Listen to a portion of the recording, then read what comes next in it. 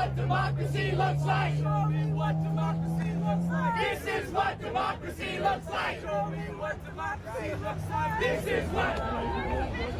All right, watch out, you guys. Please don't block the way. I haven't had a good scrum like that.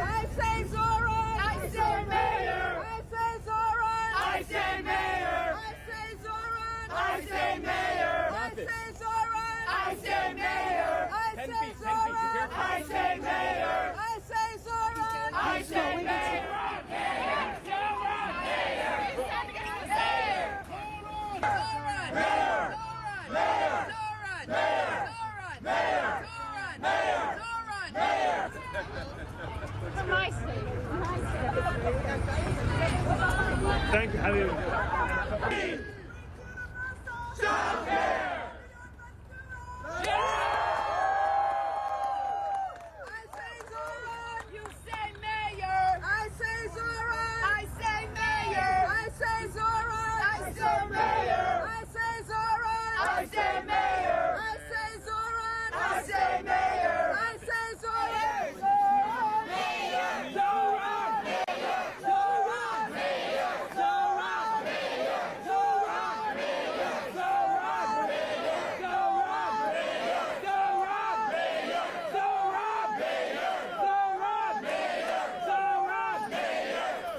Thank you all so much.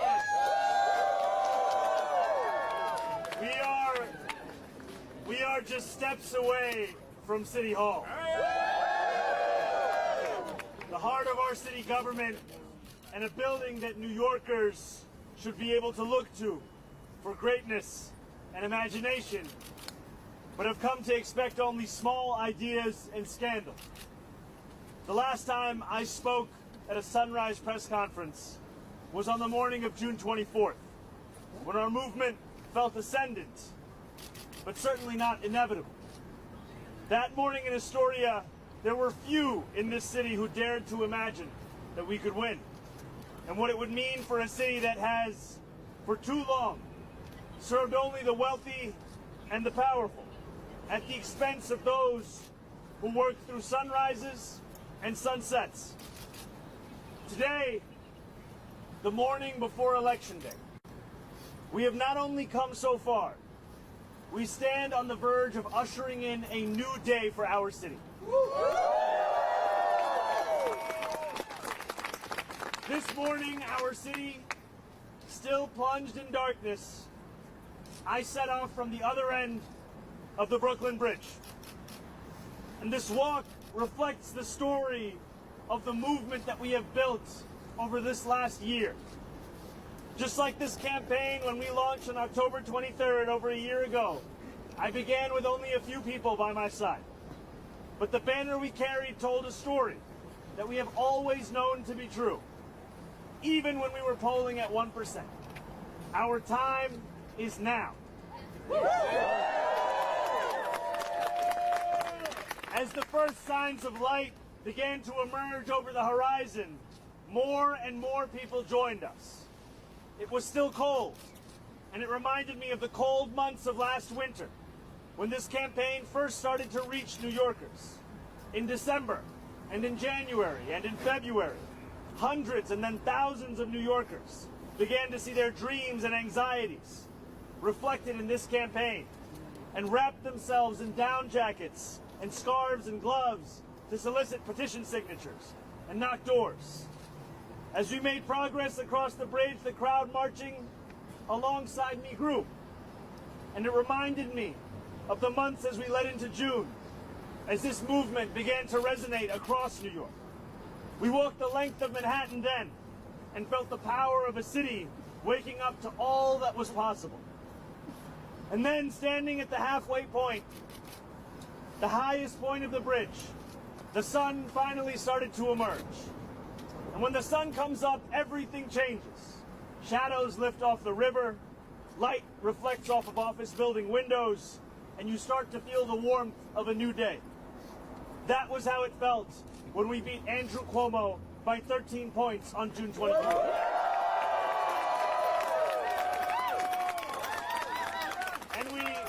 And we did so by winning with the most votes of any candidate in New York City primary history. And it's how we will feel again tomorrow when polls close at 9 p.m.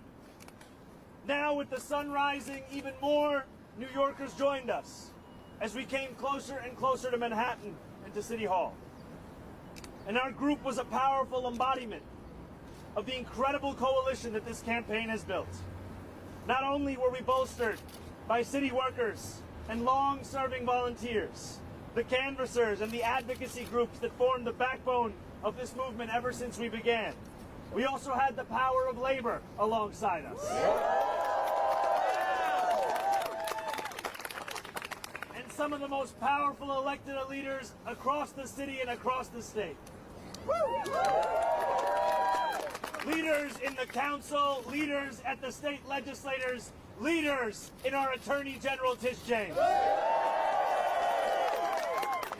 And these leaders, whether they represent the entirety of this city or the entirety of this state, are leaders who have shown us time and time again what it could look like to fight for the future that this city deserves. By the time we reached this borough of Manhattan, the sun was casting its light and City Hall was caught in its glow. When I am mayor, I don't want City Hall to only be a beacon of light once the sun has risen and illuminated it from the exterior. I want to make city government a light of its own, that people across this city feel at all hours of this day. Let them feel the light of City Hall when their late night bus home is faster and freer and safer too. Let them feel the light of City Hall when the clock strikes midnight to mark the first day of a new month, and the rent payment that looms doesn't make them feel a pit in their stomach. Let them feel the light of a City Hall when a baby's cries wake them in the middle of the night, and they know that they have high-quality childcare waiting for them in the morning.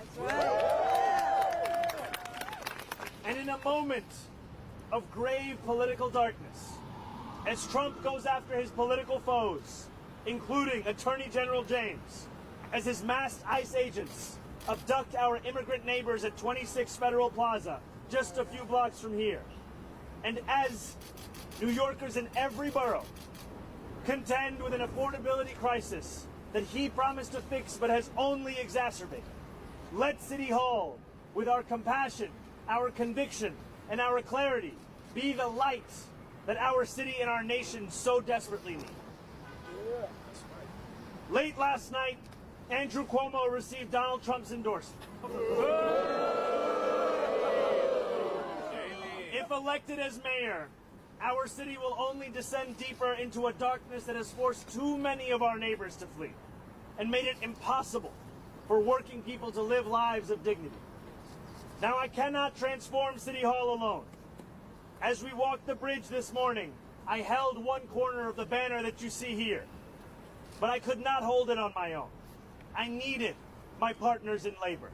I needed my partners in elected office. I needed my partners in everyday New Yorkers who are sick of being let down by those that they elect. And I needed them to help me carry this banner and to help me carry this light. Election day looms, my friends. More than 735,000 New Yorkers have already voted. And countless more will decide tomorrow what kind of leadership they want to define the next 4 years. Every voter will consider something different. But ultimately, the question before us is very simple. Morning versus night. Do we want it to be morning again in New York? Where we feel the warmth of the sun on our skin and the possibility inherent and innate to every new day? Or do we want to shiver in the night cast by a politics of fear and self-enrichment? Our time has come, New York. Our time is now. Thank you very much.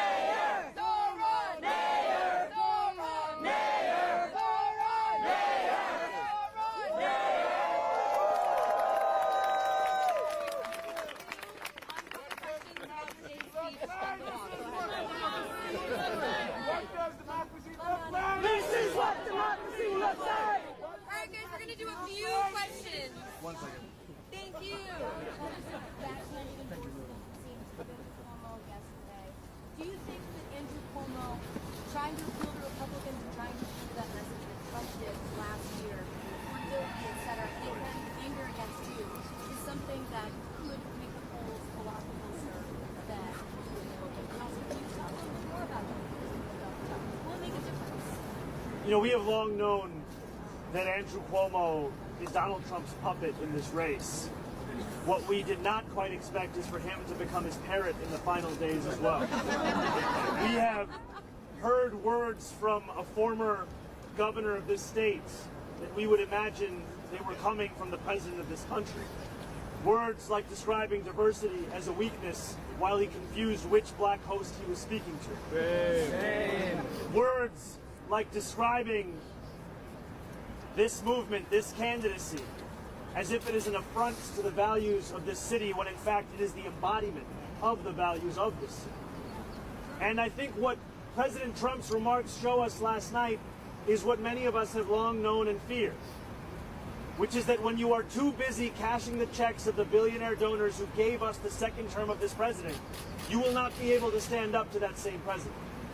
And so what we are here to show is that the answer to a Donald Trump presidency is not to create its mirror image here in City Hall. It is to create an alternative that can speak to what New Yorkers are so desperate to see in their own city and what they find in themselves and their neighbors every day. A city that believes in the dignity of everyone who calls this place home. And I continue to be confident about our chances heading into Election Day tomorrow, but I will never allow myself or this movement to become complacent. Because when I look at everyone in this crowd, if you can raise your hands for one moment for me, if you see these hands around me, these are the hands of New Yorkers. They will use them to cast their vote. They will use them to knock on doors. They will use them to phone bank their neighbors. They will use them to remake this city in the image of those that we love across this city who've been pushed out of it every single day. These are the hands I look to more than any poll, more than any prediction. It is these hands that will deliver us this victory. Hands up! Morning. This is what President Trump said about you last night. He said, quote, "It's going to be hard for me as the president to give a lot of money to New York because if you have a communist running New York, all you're doing is wasting the money you're sending there." My question to you is, as you prepare to potentially take office in just 2 months, you're assuming, I believe you're confident that you're going to win tomorrow. But not complacent. Can you assure New Yorkers that you are preparing for this kind of threat, and what are you going to do over the next 2 months to set up your government so that you can respond quickly? We see Donald Trump make these kinds of threats to this city and to its elected officials on a regular basis. The difference that we offer is a movement that will be unbowed by these threats. And we need not look far for an inspiration on how exactly to continue to fight for that which is correct in this city and in this state. Attorney General James continues to show the courage that New Yorkers are desperate to see in elected officials. Courage to hold everyone account to the same set of laws. Now, Donald Trump may speak as if it is his decision, but this is money that this city is owed. This is money that we will expect to collect. And what we have seen in cities and states across the country is the necessity of not just using the bully pulpit, but also the courts to ensure that every dollar that a municipality is owed is a dollar that is paid. And I will take every single day after this election to put together my city government, my city hall, to ensure that it is prepared not only for the threats from Donald Trump, but also the threats from an affordability crisis that has put 1 in 4 New Yorkers in poverty. Whose money? Our money. Whose money? Our money. I have a two-parter for you about the weekend. First of all, I was hoping you could talk about your phone call or some details with former President Obama. And then secondly, what did you think of that SNL sketch? You know, I really have to give it to them because they had the rings, they had the watch, they had everything. And I think, you know, it is a joy to join my assembly colleague Harvey Epstein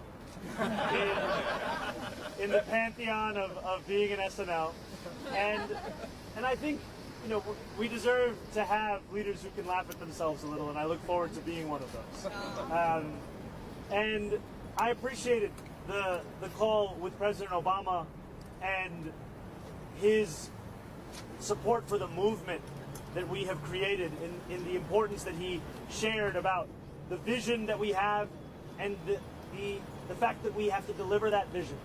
And we take that hope very, very seriously.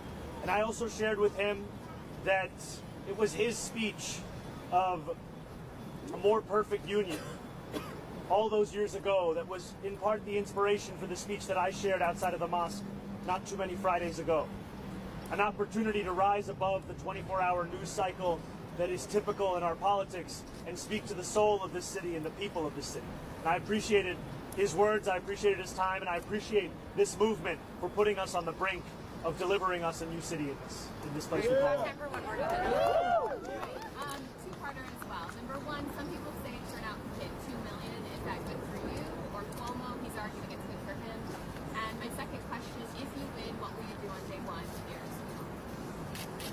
You know, I think it is good for this entire city that turnout hits 2 million. I think the more New Yorkers vote, the better it will be for our city. Because for a long time we have said that to describe democracy as something to be protected purely because it is an ideal or a value, we lose sight of the role it has to play in New Yorkers' lives. Democracy must find its worth from its ability to deliver on the material needs of working New Yorkers. And the more New Yorkers can see their struggles in democracy, the more they participate in that democracy, the stronger it will be and the stronger our movement will be. And so I'm excited by that, and I continue to ask, if anyone has ever sent you a message on WhatsApp, send them a message back telling them now's the time to vote. There was a man I met at a mosque in southern Brooklyn many, many months ago, and he sent me a message of 58 different types of contacts he was going to reach out to for this election. And I encourage everyone to learn from that example. And the first day that I will spend in City Hall will be very much like the last day I will spend in City Hall. It will be focused on the cost of living crisis. It will be focused on delivering for New Yorkers who have come to see this institution as more of a distraction than as a delivery on the directive of the people. And that means the very same 3 things that we began this campaign speaking about. We said that we were going to freeze the make buses fast and deliver universal childcare. These will continue to be the compass for us as we look to ensure the most expensive city in the United States of America becomes affordable for each and every New Yorker. Thank you guys.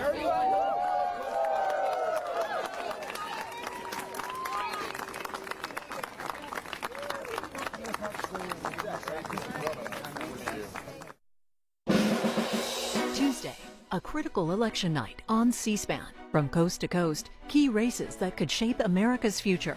In New York City, a hard-fought mayor's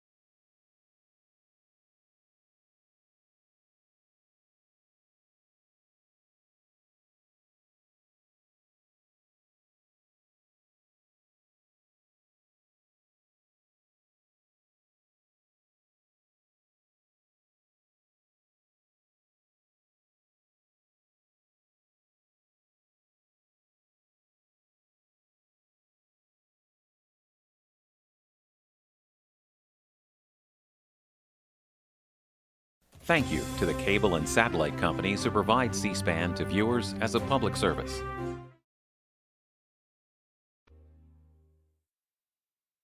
We will never go right here. You have to raise it up. Raise up all spoken like our true freedom fighter.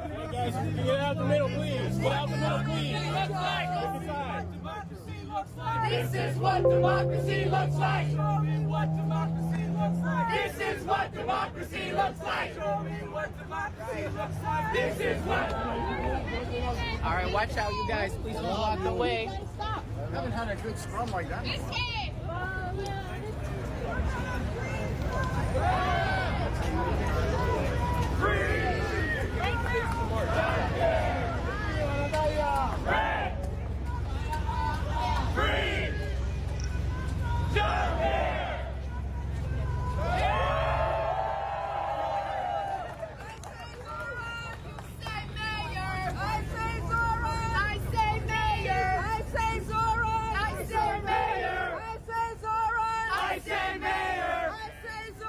I say mayor.